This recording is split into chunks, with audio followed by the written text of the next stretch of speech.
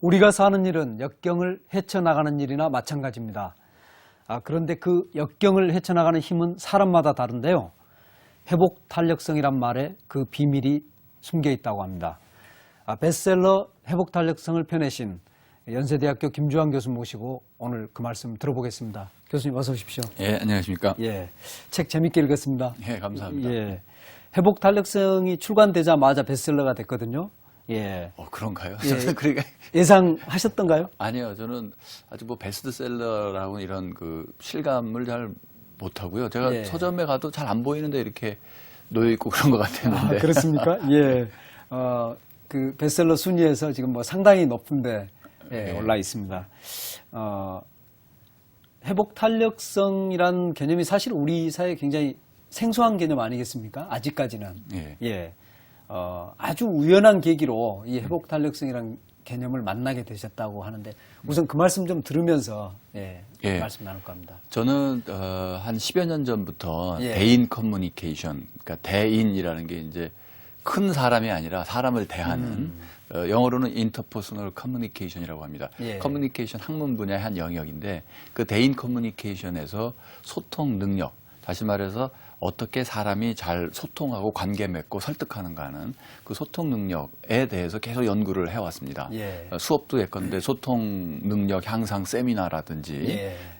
또 그거와 관련해서 행복 커뮤니케이션이라든지 이런 예. 거를 계속 강의를 해왔는데 그러다가 제가 그 MIT의 노엄 촘스키 교수를 인터뷰를 할 일이 있었습니다. 그러니까 예. EBS에서 교육방송에서 이제 그 글로벌 리더를 해서 예. 그때 촘스키라든지 아니면 짐 킴, 지금은 다트머스 대학교 총장님으로 가셨죠. 예. 그때 하버드 대학 예. 의대에 예. 계셨는데. 김용 총장님. 예, 우리 그분. 이름으로. 예. 예, 예. 그분도 한 인터뷰에서 또 제가 많은 감명을 받고 예, 촘스키 교수랑도 1시간 이상 얘기를 하면서 또 많은 걸 배우고 그래서 이제 그런 스케줄이 그 보스턴에 있지 않습니까? 하버드 예. 대학 MIT 끝나고 혼자서 시간이 남아서 하버드 대학 그 이제 교정을 거닐다가 예. 거기 군의 서점에 들어가서 예. 책을 여러 권 샀어요. 예. 그래서 이제 거기 이제 막 서가에 책이 많이 꽂혀 있는데 하는데 책 그 저 구석에 한 구석에 리질리언스 팩터 이런 책 그러니까 회복 탄력성 요소 이런 책이 하나 꽂혀 예. 있는 거예요. 그래서 그걸 빼서 이렇게 보니까 예전에 얼핏 들었던 리질리언스에 대한 얘기들이 있고 그래서 예. 이거 재밌겠다. 그래서 이제 다른 몇 권의 책과 함께 사서 돌아오는 비행기 안에서 이제 그걸 읽었습니다. 예. 그래서 그래서 아주 재밌게 느꼈던 건 제가 연구했던 그 소통 능력을 이루는 요소들과 이 회복 탄력성을 이루는 요소들이 많이 겹치는구나. 그걸 예. 알았고, 그다음에 그 책에서는 그 책에 이제 레이비치, 샤테 이런 사람들인데 그런 사람들은 이렇게 유명한 사람도 아니고요. 예. 뭐 이렇게 업적을 많이 남기거나 아니면 유명한 교수거나 이런 사람들이 아니에요. 예. 그래서 그 책 자체도 그렇게 유명한 책도 아니고 제가 그 서점에서 우연히 그걸 발견 안 했으면 그런 책이 있는 줄은 전혀 예. 몰랐을 것 같아요. 참 예. 그래서 그게 아주 우연한 거라는 거죠. 그리고 예. 또 우연히 그 후로 몇 달 뒤에 EBS에 저기 SBS 그것이 알고 싶다 제작팀이 PD랑 작가가 저를 찾아왔어요. 원래 알던 사람도 아니고 일면식도 예. 없는 사람들이 제가 행복 커뮤니케이션을 한다는 것만 알고 찾아와서 어떤 그 사람들이 지금 경제 그때 2008년 말 이럴 예. 때니까 제일 어려울 때. 예, 세계 경제 위기 막 오고 막 이럴 때서 국민에게 희망을 주기 위해서 그것이 알고 싶다 해서 뭐 저기 그 망한 아주 어려운 기업들이 다시 일어나는 것과 관련돼서 행복 커뮤니케이션적인 관점에서 얘기를 해달라고 그래서 그때 그 제작진한테 회복 탄력성의 개념을 소개해주고 얘기를 예. 해주고 제 세미나에도 들어와서 강의를 듣게 하고 이러면서 확 그 프로그램 그 성격이 주제가 바뀌고 한 두어 달 동안 탄력성 중심으로 이제 가게 되는. 가게 되고 두어 달 예. 동안 같이 이제 실험도 해보고 예. 설문조사도 해보고 그래서 제가 이 회복 탄력성의 이 그 어떤 그게 정말 필요하고 꼭 맞다 이런 것을 스스로 느끼게 된 계기가 됐던 거죠. 그러니까 예. 일련의 우연이라고 그러네요. 생각을 우연 속에 운명이 있었던 거네요. 이 책이 나오기까지는. 예, 그게 이제 처음 계기입니다. 예. 그래서 2009년도에 그게 이제 방영이 되고 예. 많은 분들이 관심을 가져서 그렇습니다. 그때 이제 굉장히 반응이 뜨거웠고 예. 그때 이제 우리 사회에 없던 단어가 나타난 거거든요. 회복 탄력성이라는. 예. 리질리언스를 그 전에 사실은 다른 방식으로는 번역하신 분들이 있었던 예, 것 같습니다. 한국에도 여러 예. 학자들이 또 이 리질리언스라는 게 그렇게 그 큰 개념이고 그러기 때문에 예. 여러 학문 분야에서 여러 학자들이 연구합니다. 근데 간호학 하시는 분들은 예. 리질리언스가 뭐냐면 수술한 환자가 얼마나 빨리 회복하냐. 그래서 아, 그분들은 예. 회복력이라고 하고 예. 또 청소년 하시는 분들은 이 그 적응, 부적응자 예. 또는 이제 학교 잘 못 다니고 이런 문제 청소년들 얘네들이 어떻게 다시 사회에 재적응을 하는가, 어댑터빌리티 예. 또는 극복력 이렇게 하고 또 어떤 사람들은 탄성하고 피부과 의사들은 이 피부 탄력성 아, 예. 얘기도 하고 피부 이런 눌렀다가 다시 예. 나오는 그런 그런 것도 예. 얘기를 하고 그러니까 각 학문 분야에서 아, 서로 예. 다른 용어로 회복력, 극복력, 뭐 탄성, 탄력성 이런 것들이 다 이제 쓰여 있는데 제가 관심을 가졌던 건 그 심리학에서 얘기하는 예. 이고 리질리언스 그러니까 자아 탄력성 아, 또는 사이콜로지컬 리질리언스 심리학적 탄력성 이런 거를 그냥 이제 리질리언스라고 줄여서 말을 하고 그거를 가장 적절하게 번역하는 것이 회복력과 탄력성을 합쳐서 회복 탄력성이라고 예. 해야겠다라고 제가 나름대로 번역한 말입니다. 예. 그렇게 번역을 하셨는데 우리 사회가 이제 리질리언스는 거의 회복 탄력성이라는 용어로 받아들이는 것 같거든요. 그럴 때 보람이 있으시겠어요, 학자로서. 예, 그럴 때 뭘 느끼냐면요. 예, 예. 왜 그 코미디언들이 제일 하고 싶어 하는 게 뭡니까? 유행어 만들어서. 그렇죠. 중독성 있는 유행을 그렇죠. 만드는. 그것처럼 예, 그렇죠. 말을 하나 만들어서 예. 이렇게 그 사회에 일반 어떤 명사처럼 만든다는 것은 학자로서 정말 가장 뿌듯한 일이 아닌가 이런 생각을 합니다. 그렇습니다. 저희가 이제 말씀 나누면서 더 나오겠습니다만은 어떤 사람이 역경에 처했을 때 이 단어를 생각하면서 자기한테 그게 있든 없든 나한테는 회복 탄력성이 있을까? 또는 내 속에 회복 탄력성을 만들어내야지 이러면서 역경을 헤쳐나온다면 단어 하나가 갖는 힘이 그냥 단어로서 있는 게 아니고 사회 전체를 변화시키고 개인의 삶을 바꿀 정도의 힘도 있겠다 이런 생각도 들거든요. 예. 저는 요새 인터넷 이제 가끔 회복 탄력성이라는 그 키워드로 이렇게 들어가 봅니다. 예. 그러면은 트위터라든지 뭐 이런 데서 그분들이 책을 읽으셨는지 안 읽으셨는지는 모르겠는데 난 지금 회복 탄력성이 필요한 것 같아 이렇게 글을 올리는 분도 있고 또 댓글로 예. 또 뭐라고 하면은 야 너 회복 탄력성 좀 키워라 이렇게 얘기들을 하는 거를 이렇게 보면서 정말 그리고 어떤 분들은 이런 게 있군요 나는 해서 이렇게 힘을 내야겠어요 이런 걸 보면서 정말 그 감사함과 뿌듯함을 느낍니다. 예. 직업 만족도가 올라가는 거죠. 교수로서 내가 그러시겠네. 좀 뭔가 하고 있구나 이런 예. 거를 보람을 느끼기 때문에 그렇군요. 아까 지금 이제 그 EBS에서 이제 인터뷰를 하시다가 예. 점스키 교수가 인터뷰 하시다가 이제 회복 탄력성과 관련된 책을 발견하셨고요. 또 이제 그걸 이제 2009년 SBS 그것이 알고 싶다를 통해서 세상에 알려지게 됐고. 근데 그 전에도 사실은 KBS 백인 토론의 사회자시셨죠. 방송하고 예. 좀 인연이 깊으신 것 같아요. 예. 그것도 이제 우연한 계기에 예. 하게 됐는데 그 KBS에서 백인 토론이라고 이제 시사 토론 지금은 없어졌습니다만 예. 100명의 방청객을 이렇게 앉혀놓고 토론 전에 눌러주세요 이래가지고 이 주제에 대해서 지금 현재 100명의 방청객이 몇 대 몇으로 생각을 하고 있다 찬성 반대가 예. 그래서 이제 토론을 다 한 다음에는 또 눌러주세요 해가지고 얼마나 변했나. 근데 사람의 의견이라는 건 그렇게 쉽게 변하지 않거든요. 예. 보통 이렇게 크게는 변하지 않습니다.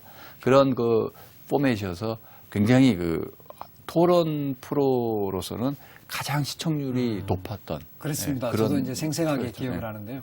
상당히 문제적 프로그램이다 이런 네, 생각도 문제적 들거든요. 프로그램. 예. 바로 그 자리에서 이렇게 서로 예, 이렇게 그렇죠. 이기고 지고가 드러나는데. 그렇죠. 예. 그때 어떠셨습니까? 이제 진행하시면서 우리 그 시청자의 반응은. 예, 저는 제가 그걸 또 맡게 된 게 예. 저는 이제 학교에서 말하기와 토론 이런 과목을 개설해서 가르쳤습니다. 그게 이제 아까 예. 말씀드렸던 소통 능력의 그렇네요. 연장선이죠. 예, 예. 이론으로는 어떻게 소통 능력을 높이는가 하고 실제 실습 과목으로 스피치 연설하는 법과 토론하는 법을 학생들한테 가르쳤는데 방송국에서 제안이 왔길래 한번 진짜 토론 사회를 하면서 우리나라에서 토론 잘하는 사람들도 가까이서 보고 예. 토론 사회를 보면서 토론에 정말 뭔가 애들한테 가르쳐 줄 수도 있겠다. 이렇게 해서 예. 이제 그거를 했는데 이게 뜨거워지니까 예. 토론이 생방송이 뭐 새벽 1시에 끝나도 토론하는 동안뿐만 아니라 예. 그 하루 밤새도록 예.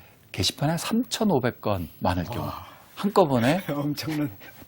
댓글이 아니라 예. 게시글만 3,500건이 아, 올라옵니다. 예, 3,000건씩 올라갑니다. 예, 예. 그러니까 툭툭툭툭툭 올라가는 시청자 예. 게시판에. 근데 대부분이 저에 대한 비난입니다. 악플인가요? 악플이에요. 예. 정말 악플도 그런 악플이 없는 게 예, 예. 수천 개가 하룻밤에 달린다고 생각해 보십시오. 그 마음에 엄청난 부담 아닙니까? 정말 놀랬죠. 예, 그리고 예. 그 어떤 그 뭐 연예인들이 악플에 시달린다, 우울증 걸린다. 저는 그거를 충분히 이해합니다. 그거는 당해보지 않은 사람이 예. 면 모르죠. 아, 그리고 그걸 한 두어 차례 연달아 겪고서는 제가 밤새도록 고민을 하다가 지금도 아, 기억이 예. 납니다. 비가 주룩주룩 장마 때였어요. 예, 그때 예. 비가 주룩주룩 오는데 고민하다가 내가 이걸 왜 하나 하면 안 되겠다. 정말 미안하지만 예. 교수는 자기 이름 석자에 평생 노력한 걸 투자하고 사는 사람입니다. 제가 뭐 예. 사업을 하는 사람도 아니고 뭘 하는 사람도 아니고 그냥 김주한 교수가 김주한이 뭐 하는 사람이다. 이거에 계속 평생 투자하고 사는데 내가 이렇게 열심히 노력하는데도 이건 안 되는구나. 그래서 그만두겠다고 제작 PD한테 일방적으로 통보를 했습니다. 나 이제 더 이상 못하겠다. 아, 예. 시작한 지 한 달 남짓 아. 만에. 시청률은 굉장히 높았는데. 저는 시청률하고 그건 이제 그거는- PD의 문제지. 그거는 저는 PD는 좋은 일이고. 저는 그 진짜 이 토론을 사회를 잘 본다 이거길 예. 바랬는데 그리고 그런데 이제 그 PD가 하는 얘기가 한번 내용을 보십시오. 다 의미 없는 비판이고 한 페이지는 이쪽 그 여당 편들었다고 비난하고 같은 토론에서요. 예, 같은 예. 토론을 보고 한 페이지는 막 여당 편들었다고 댓글 올라오다가 악플 달리다가 한 두어 페이지 넘어가면 야당 편들었다고 똑같은 사람으로 똑같은 현상을 보고 이제 자기 입장에 맞춰서 예. 비난하는 거죠. 그리고 상당히 사람들이 전 그게 이해가 아직도 잘 안 되는데 그 토론 사회 보면서 여당 편들고 야당 편들고 해서 사회자에게 얻어지는 건 하나도 없습니다. 사회자는 그야말로 얼마큼 잘하는가 그거에 대한 평을 예. 듣기를 원하는 거죠. 예.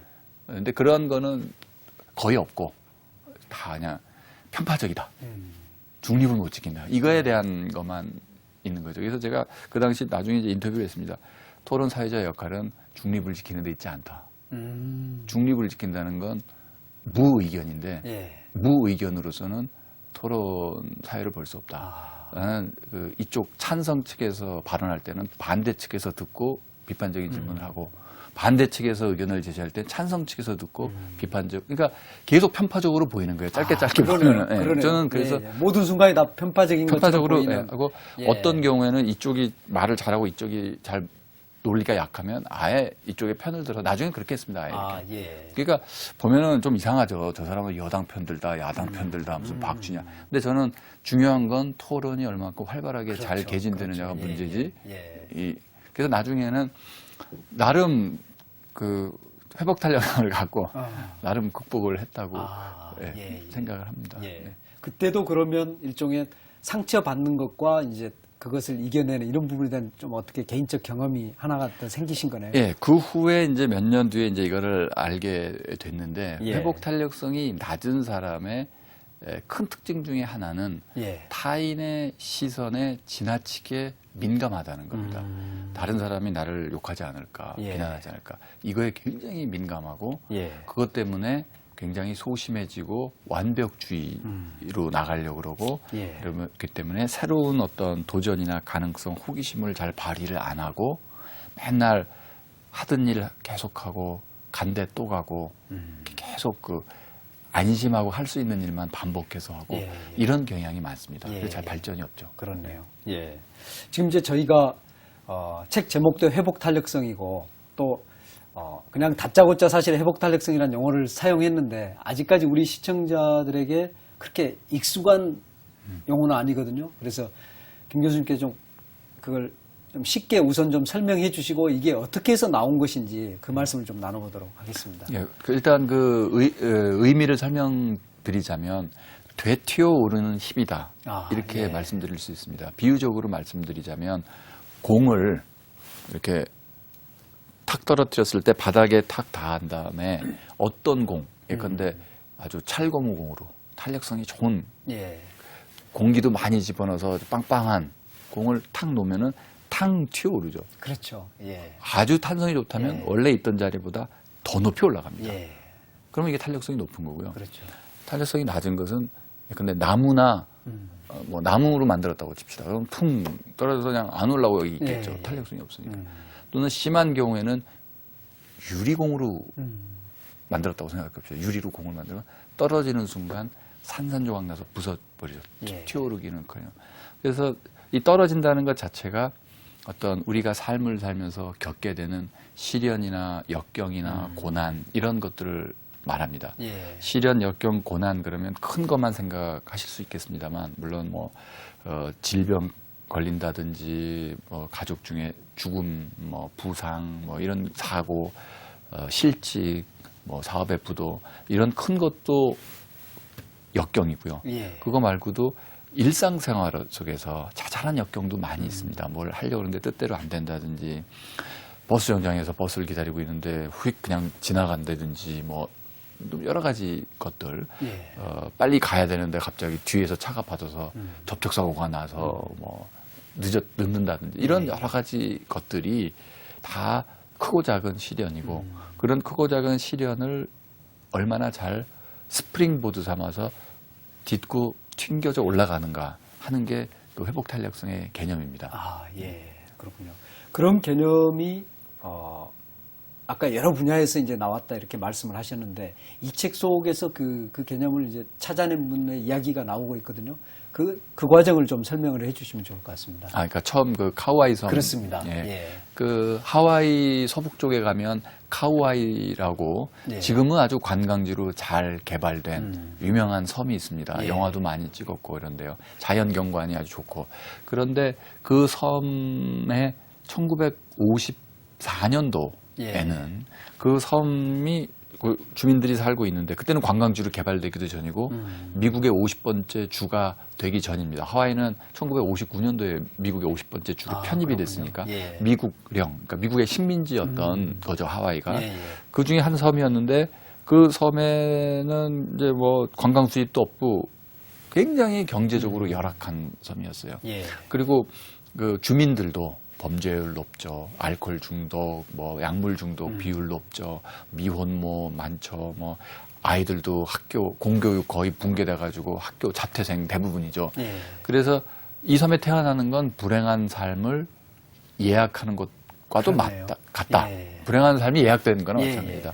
그래서 바로 그 섬에 일군의 학자들이 심리학자, 뭐 사회복지사, 정신과 의사, 뭐 소아과 의사 여러 사람들의 이 그 학자들이 모여가지고 어떠한 요인들이 얘네들로 하여금 나중에 그런 사회 부적응자를 만드는가? 아, 예. 뭐 엄마의 건강이냐, 아빠의 건강이냐, 뭐 태아로 있을 때 엄마가 뭐 어떻게 약물 중독에 걸리면 어떻게 되나, 뭐 가족 관계에 따라 뭐가 달라지는가, 소득 수준에 따라 뭐가 달라지는가 그런 걸 알아보기 위해서 전수 조사를 합니다. 예. 그러니까 1954년도에 엄마 뱃속에 있는 태아, 그러니까 임산부를 상대로 모든 임산부를 연구 대상으로 삼아서 지금 같아서는 상상할 수 상당히 없죠. 무지막지한 연구네요. 그렇죠. 인권 예. 침해적인 요소도 그렇네요. 많죠. 하지만 예. 1954년도 하와이에서는 그게 가능했습니다. 그러니까 그분들의 의사도 묻지 않고 그냥 있는 분들 전체를 대상으로. 전체로 하죠. 예. 근데 좀 그 사회과학적인 입장에서는 예. 어느 이렇게 그 닫힌 환경 속에서의 그 어떤 연구 대상자를 전수조사한다는 건 그리고 그 대상자를 30년, 40년 가까이 추적 조사를 한다는 건 대단히 매력적인 연구죠. 예. 정말 그거는 아주 귀한 데이터가 나올 수 있죠. 굉장히 귀한 기회예요. 그렇죠. 아, 그래요? 그리고 또 귀한 연구인 게 이제는 그런 게 불가능할 거 아닙니까? 어느 그렇죠. 예. 섬에 지금 저기 그 아이 베고 있는 사람 손 들어봐 그래서 당신네들 전부 연구 대상자야 이렇게 할 수가 없는데 그러네요. 그 당시에는 그게 가능했고 예. 그리고 그래서 1954년도에 이제 태아가 있고 1955년도에 태어나는 아이들 833명을 예. 상대로 그 전수조사를 해서 얘네들을 이 뭐 몇 살 될 때, 10살 될 때, 18살 되고 뭐 20살 되고 30살 계속 데이터를 모으는 겁니다. 인터뷰를 하고. 그래서 예. 그 약간 근데 아이가 태어나면은 그 태어났는데 얘가 몇째로 태어났나? 엄마 아빠는 이혼 상태냐 아니냐, 엄마 아빠의 나이는, 건강 상태는, 할아버지 할머니랑 같이 사냐 아니냐, 뭐 그것부터 시작해서 모든 건강, 모든 그 가족 관계, 아무튼 조사할 수 있는 내용을 거의 다 조사했다고 예, 예. 생각하시면 됩니다. 예, 예. 그래놓고 어떤 요인이 얘가 자랄 때 어떠한 변화를 가져오는가, 이거를 이제 보려고 했는데, 뭐 결과는 뻔한 결과가 나오는 거예요. 결손 가정일수록 예. 조금 뭐 애들 좀 안 좋고 뭐 이렇게 나오면서, 그 연구가 시작된 지 거의 20년이 지난, 한 18년, 20년쯤 지난 다음에 에이미 워너라는 교수가 예. 그 연구 대상자 중에 201명만 따로 봅니다. 그 201명은 소위 말하는 고위험군입니다. 고위험군이라 하면 그 800 몇십 명, 환경이 안 좋은 800 몇십 명 중에서도 가장 더 안 좋은 애들만 예. 따서 걔네들만 들여다보는 거죠. 예. 그러면 이제 얘네들이 어떻게 잘못됐나. 그런데 자꾸 예외가 발견이 됩니다. 책에도 설명했지만 마이클 같은 예. 애를 보면 예. 얘는 엄마가 16살 때 애가 태어났어요. 그러니까 엄마가 15살 때 임신을 한 거죠. 15세 그러네. 미혼모죠. 소녀가. 거의 뭐 아빠는 19살이고 엄마 16살이고 태어나서 미수가 2.0kg밖에 안 돼. 2kg밖에 안 돼. 미수가여서 군대 병원 인큐베이터에 있다가 몇 주 있다가 나오고 나왔을 때는 퇴원해 보니까 아빠는 군대 가 있고 엄마랑 살다가 어렵게 살고, 그리고 마이클이 그렇게 10살쯤 됐을 때는 애를 셋이나 더 낳았어요. 그러니까 넷을 낳은 거예요. 이 마이클 그 엄마 아빠가. 어려운 가정에. 이렇게 넷을 예. 낳은. 근데 10살 때 됐을 때 네. 동생이 셋이나 있고 이럴 때 엄마는 그때 이제 20대 중반쯤 됐겠죠. 예, 예. 마이클의 엄마는 섬을 떠나버립니다. 아, 가족을 예. 다 버리고. 그러니까 이 마이클 아빠는 직업도 뭐 변변치 않고 이러는데 할아버지 집에서 얹혀 삽니다. 그러니까 할아버지 입장에선 자기 아들이, 젊은 아들이 애 내놓고 며느리는 없어지고 맨날 할아버지랑 아들은 사이가 안 좋아요. 예. 계속 싸우고. 아. 그런 분위기에서 마이클이 자란 겁니다. 예. 그러니까 얘는 문제가 될 가정 환경의 거의 모든 요건을 그렇네요. 다 갖고 있죠. 예, 예. 그런데 얘가 18살 됐을 때 데이터를 보니까 얘는 초, 중, 고등학교를 다 잘 다녔어요. 잘 다녔을 뿐만 아니라 거의 전교 1등, 뭐 좀 안 돼야 10등, 전교 10등 내에 늘 들어요. 예. 공부만 잘하는 게 아니라 체육 운동도 잘해요. 그것뿐만 아니라 교우 관계도 좋아요. 리더십도 발휘해요. 다양한 동아리 활동도 해요. 그래서 학생회장을 계속해요. 엄친하네요, 엄친하. 엄친해요. 엄마도 없는 애가 엄친해요. 예, 그러네요. 예. 그러니까 너무나 이상한 예외인 거죠. 그리고 18세 딱 됐을 때 얘는 캘리포니아 UC 계열의 대학에 그 장학금, 전액 장학생 받고 거기로 SAT 점수도 굉장히 높고. 예. 그러니까 미국 부모 입장에선 다 아들 한번 이렇게 키워보고 그렇죠. 싶은 애가 예, 돼 있는 거예요. 예. 그러니까 에이미 워너 입장에선 참 이상한 예외인 거죠. 예외네요. 예. 이 예외 때문에 연구 망하게 생긴 거죠. 그래서 좀 제끼고 하다 보니까 뭐 메리 키 어떤 여자애들 뭐 엄마 정신질환 앓고 있는 거 진짜 열악하고 얘도 10대 뭐 미혼모에서 나왔는데 마이클처럼 잘 큰 애들이 자꾸 예외가 발견되는 거예요. 그 201명 고위험군에. 예, 예. 그래서 201명 중에 문제 없는 애들만 이렇게 추렸더니 예, 예. 무려 72명이 나왔습니다. 오, 상당히 많네요. 예. 3분의 1이 조금 넘습니다. 3분의 1네. 예, 예. 그러니까 이 3분의 1은 72명은 예. 그냥 유복한 가정에서 자란 애들 이상으로 정신적으로도 건강하고 예. 도덕적으로도 아주 건전하고 인간관계도 좋고 삶에 대한 희망도 있고 이런 애들. 예. 그때야 비로소 다시 말해서 1954년도에 시작한 이 카와이 섬 연구의 연구 목적을 바꿉니다. 에이미 워너가 20년 지나서 이번에 연구 목적이 뭐냐? 연구생이 72명인 거예요. 도대체 72명 얘네들은 어떠한 이유로 해서 이러한 역경에도 불구하고 이렇게 잘 자라냐?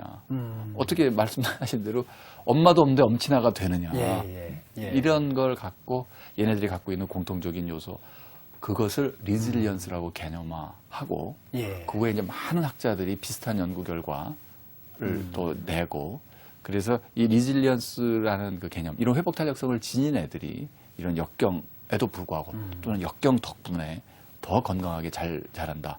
이런 걸 밝혀내고 그래서 청소년 학에서 원래 이 연구가 많이 시작됐는데 예. 일반인에게도 예. 적용할 수 있는 개념으로 이제 퍼지게 되는 거죠. 거기에서 어떤 이제 공통점에서 제가 책을 읽으면서 굉장히 인상 깊었던 게 그런 그 리질리언스를 가진 그 어려운 환경에서 성공적으로 자란 72명들한테 어떤 공동점이 특별한 사람이 있었다. 이런 대목이 책 속에 나오는데요. 그거는 이제 하나 이제 예를 든 건데 그 에이미 오너가 강조합니다. 뭐냐면 이 72명 아이들이 공통적으로 갖고 있는 단 하나의 예외도 없이 공통적으로 갖고 있는 것은 얘네들이 어렸을 때 1살, 2살, 3살, 4살 유아 시절에 그 어렸을 때 얘네들을 전폭적으로 지지하고 보호하고 얘네 편을 서줬던 어른이 그게 할아버지든 할머니든 엄마든 아빠든 누구든 적어도 한 명은 있었다 하는 거죠. 그러니까 사랑을 받고 살아야 사람은 강해집니다. 그리고 사랑을 받고 살아야 자기가 자기를 사랑할 수 있고 그래야 또 사랑을 나눠줄 수 있고 그래야 인간관계를 잘 맺고 그런 내가 나를 사랑하는 거 그게 이제 제가 얘기하는 자기조절력의 핵심이고 그 나의 사랑을 남에게 나눠주는 관계를 잘 맺는 그게 대인관계 능력의 핵심이고 그게 이제 회복탄력성의 아주 기본적인 요인이 되는 거죠. 그렇다면 지금 말씀 들으면서 어린 시절의 어떤 경험에 의해서 그런 회복탄력성이 고정이 되는 겁니까? 아니면 그 이후에 바뀔 수가 있는 겁니까? 그러니까 회복탄력성의 요인은 그런 거죠. 그러니까 걔네들은 에이미 오너는 이렇게 얘기합니다. 회복탄력성을 가르칠 수는 없다. 하지만 회복탄력성 자체를 가르칠 수는 없다. 이런 거죠. 수학 가르쳐서 주입시키듯이 가르칠 수는 없다. 하지만 회복탄력성을 키우도록 훈련시키고 도와줄 수는 있다. 그게 교육자가 할 일이다. 이렇게 얘기합니다. 회복탄력성이 한 사람이 갖고 있는 수준이 높아질 수도 있는 거예요. 높아질 수 있는 거죠. 그러니까 그 예컨대 이제 우리가 이제 어른이 되고 철이 들면 설령 뭐 부모나 어느 어른에게서 제대로 사랑을 못 받았다고 칩시다. 그럼 회복탄력성 수준이 낮겠죠. 그렇지만 자기가 노력을 하고 그거를 위해서 어떠한 그 훈련을 하고 하면 그 긍정성 강화 훈련 등등을 하면 이게 높아질 수 있다 하는 거죠. 그래서 지금 그 연구의 핵심은 학자들이 회복탄력성의 요인이 뭐냐를 발견해내려고 연구들을 하는 것은요. 그 요인이 회복탄력성을 가능하게 하니까 그 요인을 그러면은 키우면 되죠. 그게 이제 핵심입니다. SBS 그것이 알고 싶다 그 방영 때도 보면 회복탄력성 지수가 나오고요. 그리고 이제 이 책 속에서도 앞부분에 지금 그 부분을 소개하고 있거든요. 그래서 회복탄력성 지수가 어떤 것이고 그게 어느 정도 의미를 갖는 것인지 좀 설명을 해주시면 좋을 것 같습니다. 어떠한 그 변인이든지 간에 그거를 측정을 할 수 있는 측정 도구라고 합니다. 설문조사처럼 해서 이렇게 하는 거죠. 그 레이비치 샤테 그 책에 있었던 다시 말해서 2009년도에 그것이 알고 싶다에 소개됐던 회복탄력성 그 지수 그 문항은 그 레이비치 샤테 그 책에서 소개됐던 56개 문항을 제가 급히 번역을 해서 급한 대로 써본 거고요. 그걸 하고 나서 자세히 들여다보면 그 이제 학문적으로 학술적으로 볼 때 그거를 이제 신뢰도와 타당도 검증이 되지 않은 문항이다. 다시 말해서 한국인이라는 그 집단의 타당도 신뢰도가 검증이 되지 않기 때문에 그러니까 아주 정확하다 이렇게 얘기할 수는 없죠. 학문적인 엄밀성을 가질 수는 없는 거죠. 하지만 이제 일단 한번 해본 거고요. 그 방송 거기서는 해보고선 저도 일반 국민을 상대로 그걸 얼른 번역해서 해봤는데 그런 효과가 그런 정확성 그러니까 그 이상묵 교수나 거기 나와 있던 인터뷰 대상자들은 일반인보다 한 2배, 3배 높았어요. 회복탄력성 점수가. 저도 깜짝 놀랐습니다. 그 정도로 높을 줄은 몰랐는데 깜짝 놀랐습니다. 그리고 그 회복탄력성 그 문항 요인들을 보니까 그 문항들의 56개 문항 중에 한국 그 문화에 안 맞는 것도 있고 또 그 문항을 갖고 한국 사람들 한 200명한테 적용을 해보니까 그건 이제 그 확인적 요인 분석 뭐 이런 통계 기법을 써야 되는데 해보면 잘 안 잡힙니다. 하위 요소로 그 어떤 잠재 변이네. 그래서 그걸 또 고쳐야 되고 이런 과정을 통해서 그리고 또 샤테 레비치는 7개 요소가 있다고 하는데 7개 요소 간에 어떤 이론적 논의가 별로 없습니다. 그들은 그런 학자나 논문 쓰는 사람들이 아니기 때문에 저는 그래서 그걸 어떻게 이론적인 그 적합성을 줄 것인가 또 다른 많은 회복 탄력성 연구자들이 저마다 회복 탄력성을 이루는 요소가 뭐 몇 개다. 나는 이거다. 나는 이거다. 그래서 수십 개의 요소가 지금 얘기되고 있습니다. 그래서 거기서 공통적인 걸 뽑고 제가 다시 만들고 한국적인 거에 맥락에 만들고 그다음에 신뢰도 타당도 검증하고 하고 그래서 한 1년 이상 연구를 해서 최종적으로 만들어낸 게 이 KRQ 한국 코리아 K 리질리언스 코션트 그래서 한국형 리질리언스 측정 도구 53개 문항 이걸 지금 만들어낸 거죠. 그러면 그걸 통해서 본 어떤 우리 국민들의 그 회복 탄력성 수준이랄까요? 이런 게 어느 정도 됩니까? 지금 그거를 하려면 이렇게 해야 됩니다. 한국민의 회복 탄력성 수준을 알려면 제가 만든 이 문항을 한국 사람들 한 2,000 지금 한 500명 했거든요. 했단 말이에요. 그러면 이게 한국 사람들이 높으냐 낮으냐를 알려면 같은 문항을 갖고 일본, 중국, 미국에 가서 해봐야죠. 그렇죠. 지금은 얘기할 수가 없죠. 그 당시에 초기에 어떤 미국식 문항으로 했을 때는 차이는 어떻습니까? 샤테 레이비치 그때는 이제 그 사람들은 이제 미국민을 상대로만 했으니까 이제 어느 게 높고 낮고 얘기하고 그걸 같은 걸 번역해서 제가 해보지 않았습니까? 그래서 완전히 엄밀하다, 정확하다 할 수는 없지만 대체적인 경향성을 보면 예컨대 한국 사람들의 낙관성이나 이런 게 많이 낮습니다. 우리는 낙관성이 많습니까? 낙관성도 많고 그걸 이제 임펄스 컨트롤을 해서 이제 충동 통제 그 요소도 낮고 이런 거죠. 다른 충동 통제만 좀 높고 다른 거는 많이 낮고 우리가 참고 사는 거는 좀 잘하고 나머지 어떤 세상을 바라보는 거는 좀 비관적이고 이렇다 볼 수 있을까요? 그렇게 볼 수도 있을 것 같습니다. 그렇군요. 책 속에 보면 이제 저도 이제 한번 그 지수를 시험을 해봤거든요. 그랬더니 한 217점 정도가 나왔습니다. 굉장히 높게 나왔네요.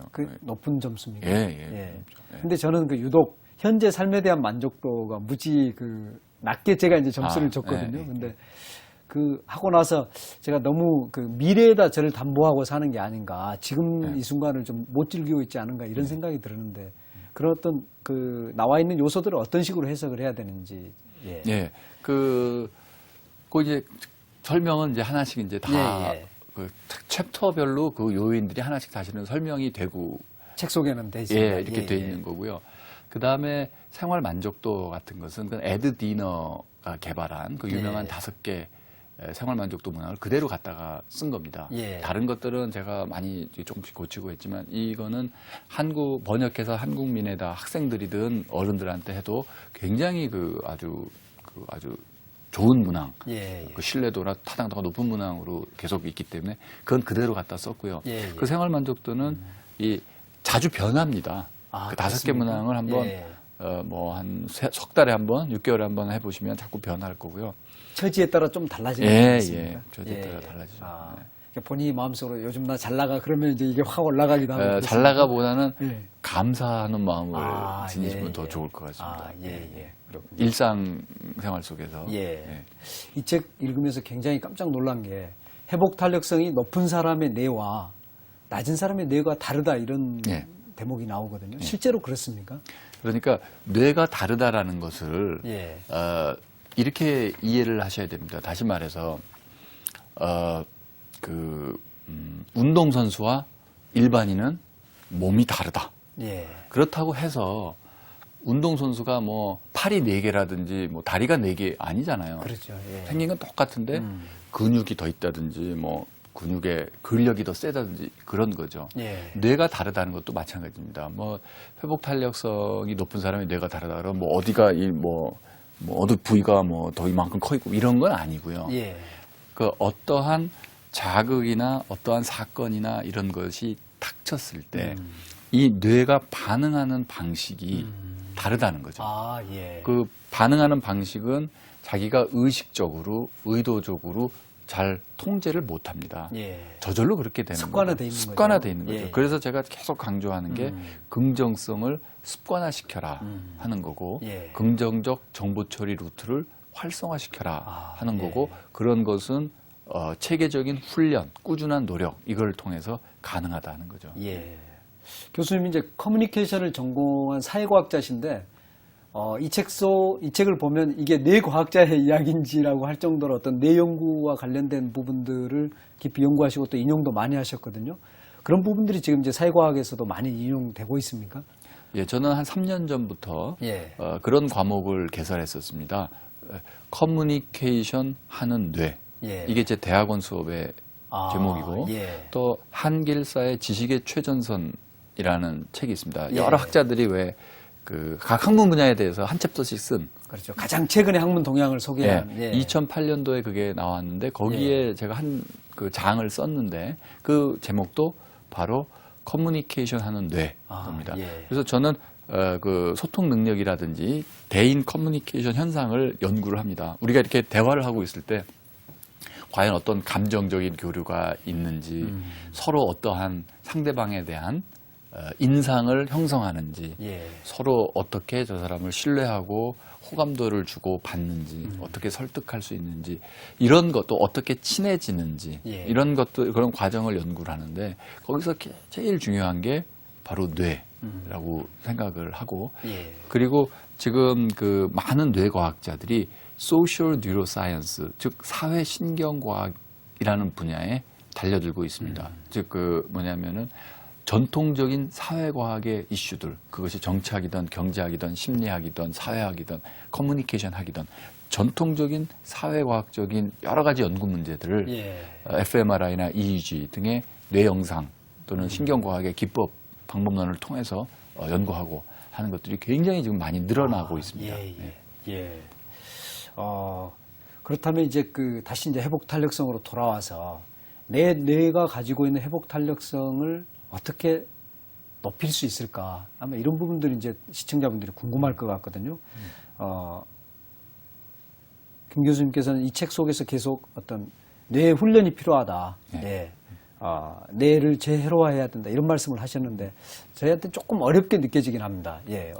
우리는 예. 늘 그게 어려운 게 아니라요. 예, 예. 우리가 어떤 걸 연습하잖아요. 그럼 뇌를 재회로화하는 겁니다. 예컨대 그런가요? 악기를 예. 배운다고 예, 예. 하면은요. 악기를 배운다는 거 할 때 그러니까 그런 거를 영어로 치자면 arts라고 합니다. 예. ARTS, arts. arts는 뭐냐면 기술 또는 예술이라는 뜻이죠. 예. 미술은 fine art고 이 태권도 같은 거 이거는 martial art라고 하죠.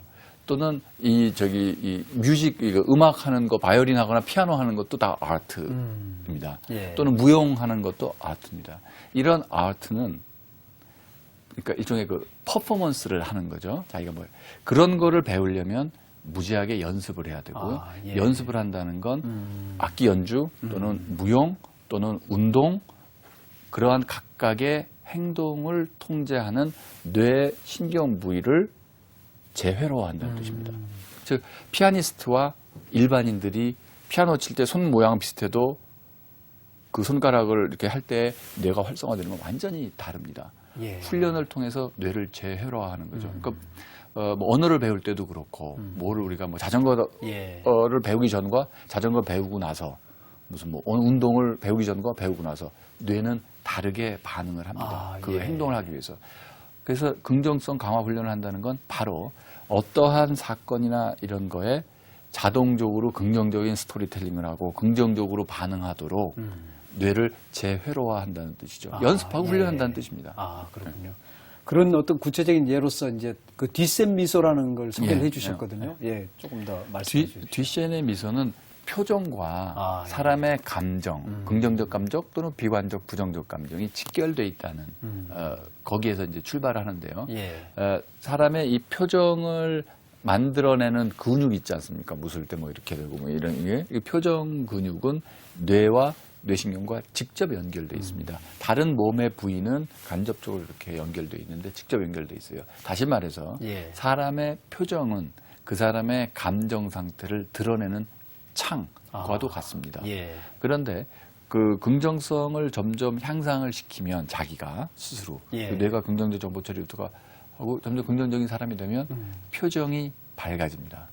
그리고 웃을 때 뒤CNN 미소라는 미소를 지을 수 있게 됩니다. 예. 뒤CNN 미소의 대표적인 특징은 입꼬리가 이렇게 올라가고 아, 예. 이게 이제 여기 눈이 이렇게 반달 모양처럼 아, 예. 되는 그런 거죠. 우리가 볼 때 환하게 웃는 환하게 그런 웃는 거네요. 예, 예. 인상 참 좋다 아, 하는 예, 예. 그런 거죠. 그런 거에 대한 그 연구 결과도 책에서 자세히 설명했는데 졸업 앨범 사진만 보고 예. 뒷세연의 미소를 지은 사람과 짓지 않는 사람을 이렇게 졸업 앨범 사진만 보고 분류한 다음에 이 두 집단을 30년 뒤에 비교해 보니까 아, 뭐 여러 가지 지표 면에서 예. 건강, 병원 간 횟수, 모든 면 또 그다음에 생존율, 뒷세연의 미소를 짓고 있는 분이 다 건강했고 예. 결혼생활 만족도나 이혼율 이런 면에서도 훨씬 더 이쪽이 나았고 소득 수준도 높았고 다시 말해서 팔자 좋다, 잘 산다 하는 잘 사는 모든 요인에서 뒷세연의 미소를 짓고 있는 그 집단이 아, 또 예. 높았던 거죠. 그러니까 그 얘기는 뭐냐면 그만큼 어느 젊은 날 한순간에 사진 딱 찍을 때 치즈, 뭐 스마일 그러고 찍지 않습니까? 그때 뒷세연의 미소를 지었던 사람은 그만큼 뇌의 긍정적 정보 처리 루트가 활성화된 그러네요. 다시 말해서 긍정적 예, 예. 뇌를 가졌던 젊은이고 아, 예. 그들은 더 나은 삶을 예. 살았다. 이게 이제 그 입증된 거죠. 예. 그러니까 뇌를 그런 방식으로 훈련시켜 놓은 사람들이 더 긍정적으로 예, 살 수 있고 자기 삶을 만족스럽게 살고 있는 예, 그런 결과네요. 그런 그 회복 탄력성의 요소로 크게 교수님께서 지금 세 가지 영역들을 이렇게 말씀을 해 주셨죠. 자기 조절 능력, 대인 관계 능력, 그리고 긍정성. 그런 게 어떤 의미를 갖는지 좀 간략히 설명을 해 주십시오.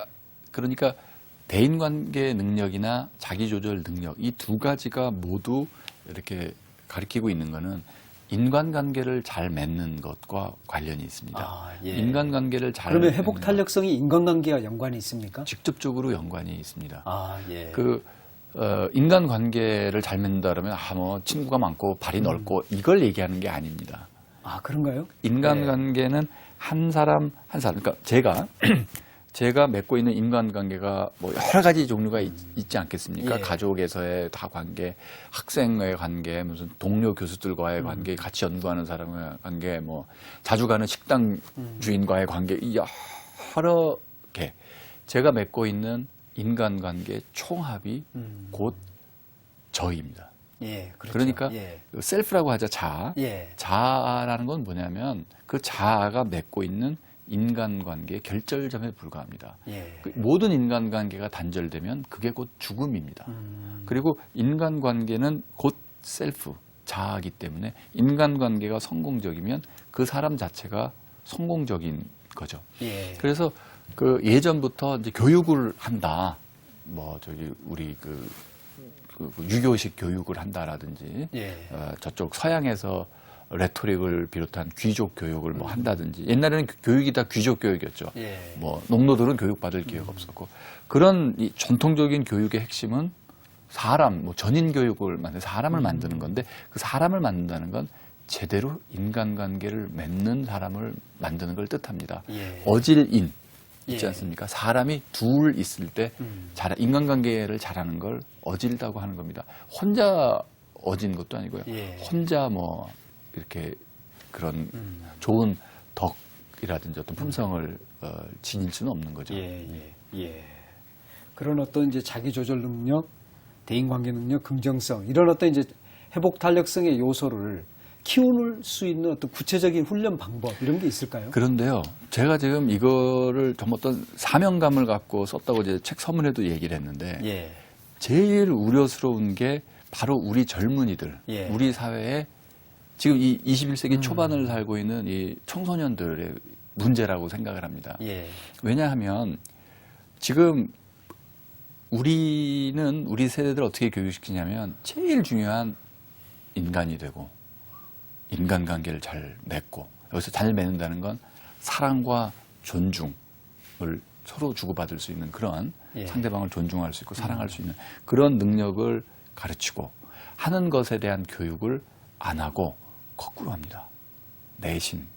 예. 그래서 네 동료들은 너희 지금 반 아이들은 네가 무찔러야 될, 이겨야 할 적이야. 이것만 가르치는 거예요. 그러니까 점점 더 그게 강화가 되고 아이들을 나무공에서 찰고무공으로 만들기를커녕 나무공에서 유리공으로 만들어가고 있는 게 보입니다. 보인다는 건 통계가 말해줍니다. 1990년대 전, 1980년대만 하더라도 우리나라는 자살률이 그렇게 높지 않았어요. 그렇죠. 오히려 낮은 수준이었어요. 맞습니다. 근데 1990년대 중반부터 시작해서 우리나라 자살률이 급속하게 올라가기 시작합니다. 저는 90년대 이후부터 해서 지금도 계속 올라가고 있습니다. 자살률의 증가가 세계 최고 수준이고 역사상 그 유래를 찾아볼 수 없을 정도로 자살률이 급격히 늘고 있고요. 이미 자살률이 세계 최고 수준에 달해 있습니다. 그리고 그 10대, 20대, 30대 이 젊은이들의 사망 원인 1위가 죽는 1위가 무슨 질병이나 교통사고 이런 게 아니라 자살입니다. 우리 사회가 지금 병 들어간다 이렇게 볼 수도 있는. 그러면 자살하는 애들 하루에 뭐 지금 우리나라에서 지금 뭐 30명, 40명 죽는다 이런 얘기를 하고 있는데 자살하고 있는 사람들만 문제냐 그게 아니라 전체적인 이 사회 트렌드에서 지금 상당수가 이제 병 들어가고 있는 거죠. 굉장히 그 유리공처럼 돼가고 있는 거고 그 부정적인 시각, 내 삶에 대해서 이 사회에 대해서 부정적인 시각을 자꾸 서로 강요하고 있고 이렇게 되는 거죠. 그래서 이거는 저는 이렇게 생각합니다. 이거는 개인적인 그 어떤 이슈이기 이전에 사회 전체적인 문제입니다. 그렇죠.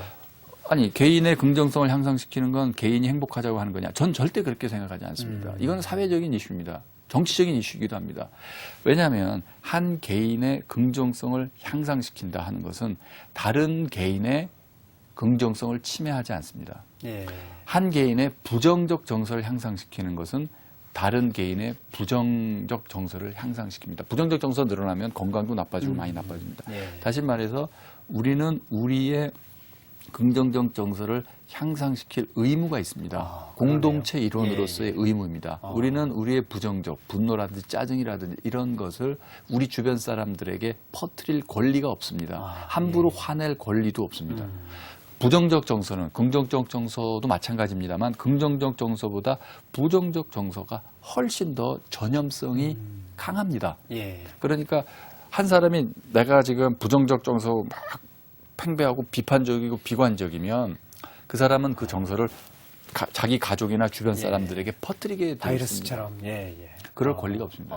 그거는 그거를 그러니까 한 공동체의 일원으로서 해야 될 건 자신의 긍정성을 향상시킨다는 것은 다시 말해서 행복은 그렇기 때문에 개인의 권리이기 이전에 개인의 의무이다. 이걸 제가 계속 강조하고 싶은 겁니다. 그렇다면은 우리 각자 다 개개인이 그러면 행복하기만 하면 되는 거예요. 그 얘기를 하는 거 아닙니다. 정치적으로, 사회적으로 해결해야 할 문제는 문제대로 있습니다. 그건 그대로 논의하고 그거와 동시에 각각 개인이 가정에서 직장에서 자신의 긍정성을 향상시키도록 서로의 강점을 발견하고 서로 강해지고 부드러워질 수 있도록 이 긍정성 향상시키도록 같이 노력해야 되는 거죠. 둘 다 해야 되는 거죠. 회복 탄력성이 그 핵심에는 인간관계가 있다는 거. 그게 그 말씀이 이제 또 다르게 이해가 되는데요. 우리가 행복하게 사는 게 사실 자기 권리만이 아니고 의무다. 그게 이제 다른 사람을 더 행복하게 만들고 사회 전체를 행복하게 해서 다시 그게 이제 자기한테 돌아오는 또 행복이 되는 이런 구조인데요. 지금 이제 우리 사회가 교수님 말씀처럼 병 들어가고 있는데 이것들을 좀 바꾸는 방식에서 이제 사회적으로 아까 말씀하신 것처럼 이렇게 문제들을 풀어가는 외에 우리 개인들이 좀 노력할 수 있는 게 어떤 게 있을까? 그러니까 흔히 생각할 때 이 잘못된 개념을 바꿔야 됩니다. 뭐냐면 각자 행복해지도록 노력하자 하는 거는 각자 어떠한 그 성취를 이루고 돈 많이 벌고 그런 걸 향해 노력하자 하는 걸로 잘못 이해하실 수 있습니다. 그런 뜻이 아닙니다. 무슨 얘기냐면 어떤 외부적 사건, 제 책에도 강조해서 말씀드립니다만 어떤 외부적 사건, 자기 자신의 성취, 뭐 돈 버는 거, 좋은 학교 가는 거, 뭐 성적 잘 받는 거, 좋은 직장 들어가는 거 이런 것들은요 외부적 사건이기 때문에 그 사람을 일시적으로 행복하게 했다가 다시 돌아옵니다. 제가 그 행복의 수준을 높여야 되는 건 행복의 기본 수준을 높여야 된다는 겁니다. 사람은 다 행복 조절 온도 장치가 있어서 어떤 예, 사람은 이 밑에서 올라갔다 내려갔다 하고 어떤 사람은 저 위에서 올라갔다 내려갔다 하는데 이 행복의 기본 수준을 올리는 전체적으로 것은 높여놓으면 예, 올리는 것은 저 위에서 올라갔다 내려갔다 예, 하는 예, 거죠. 이거를 예. 올려야 되는 거는 외부적 사건, 어떠한 그 성취나 뭐 돈 많이 버는 거, 뭐 좋은 직장 가는 거 이걸로 그게 되는 게 아니다. 아닙니다. 예. 이걸 올리는 거가 바로 긍정적인 습관을 뇌에다가 들이는 겁니다. 예. 이 기본 수준을 올리는 건 절대 타인에게 아무런 해도 끼치지 않습니다. 예, 그렇죠. 각자 그렇죠. 예. 자기가 자기 삶이 더 좋아지는 거고 예. 그러니까 그런 거를 행복감도 커지고 예. 상대적 선이 아니라 절대 선이라고 합니다. 이걸 높이는 거는 이 사회 전체적으로 내가 다른 어떤 사람에게도 피해를 안 끼치면서 이걸 높일 수 있는 거기 때문에 나의 긍정성을 향상시킬 수 있기 때문에 예, 예. 그건 절대 선입니다. 그러네요. 그거는 그거대로 하고 이 사회에 어떤 게 잘못되는 거 어떤 그 무슨 불공정하거나 불평등한 문제라든지 어떤 부조리라든지 이런 건 끊임없이 지적하고 고쳐 나가야 되는 예, 거고 예. 그거와 동시에 각각의 개인들은 자신의 그 베이스라인 오브 해피니스라고 하는데 그 행복의 기본 수준을 높이도록 노력을 동시에 해나가야 되는 예, 거죠. 예. 딱 하나의 방법을 말씀하신다면 어떤 게 있을까요? 그런 어떤 행복의 기본 수준을 높여가는. 그 좀 장기적으로 노력해야 될 것은 그 자신의 강점을 들여다보고 그걸 일상생활 속에서 발휘하는 겁니다. 예. 그러면 긍정성이 확실히 향상됩니다. 예. 그 근거라든지 그 방법은 책에 자세히 설명이 돼 있고요. 예. 그 다음에 노력해야 될 것은 인간관계 속에서 그거를 수행하는 겁니다. 다시 말해서 내가 나와 인간관계를 맺고 있는 배우자 간에, 연인 간에, 친구 간에, 부모 자식 간에, 직장 동료와의 간에 어떤 관계에서든지 자꾸 상대방의 강점을 보고 그 강점을 발휘할 수 있도록 북돋아주고 하는 일을 해야 되는 거죠. 아, 예. 네. 그러니까 부모라면 자식에게 내 아이의 강점이 뭐겠구나. 그걸 자꾸 북돋아주고 하는 이런 거를 해야 되는 거고요. 예. 책 속에 보면 작은 일도 감사하는 것, 또 꾸준하게 운동하는 것, 그것도 행복의 수준, 회복 탄력성을 높이는 길이다. 이렇게 소개를 해 주셨거든요. 네. 예. 그 감사해라, 운동해라. 그러면 아니 그 감사해라. 어디 저기 뭐 설교하는 건가? 운동해라 그러면은 아니 운동 누가 좋은지 몰라서 안 하나 바빠서 못하지 이렇게들 예. 말씀을 하십니다.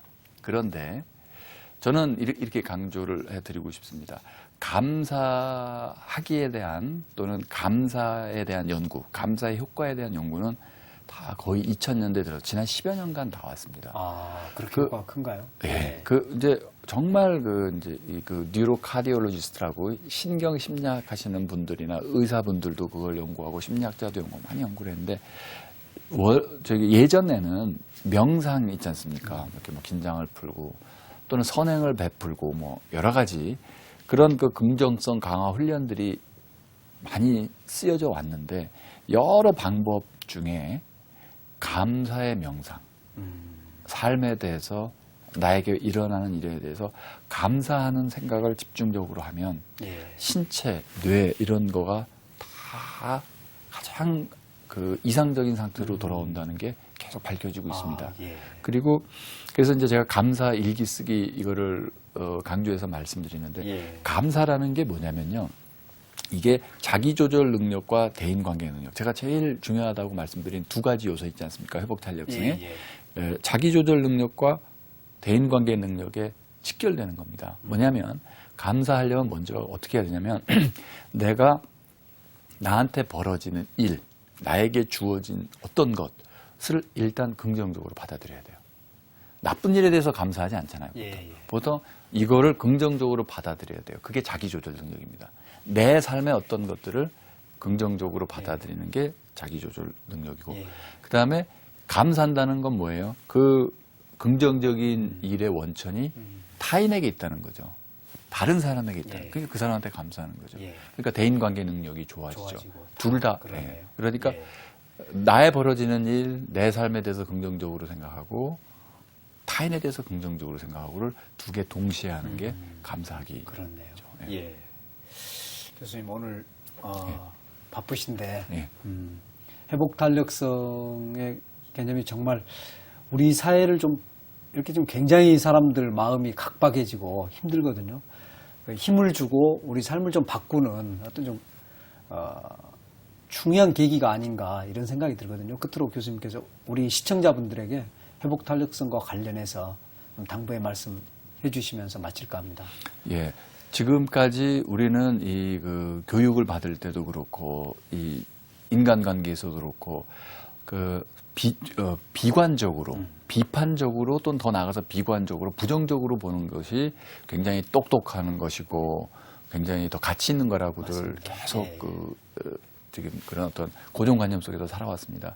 이제는 내가 나의 긍정성을 향상시키는 것이 의무다 이런 생각을 갖고 좀 더 강해지도록 강한 사람이 짜증이나 분노를 더 안 냅니다. 예. 더 강해지도록 노력을 하고 자신의 어떤 그 충만한 행복감이나 긍정성을 주변에게 이렇게 나눠주고 행복을 나눠주는 것이 곧 리더가 할 일이고 그렇습니다. 그걸 나눠주고 그런 삶을 위해서 노력해 보시기 바랍니다. 예. 그걸 말씀드리고 싶습니다. 오늘 바쁘신 가운데 귀한 말씀 고맙습니다. 예. 감사합니다. 예, 예. 고맙습니다.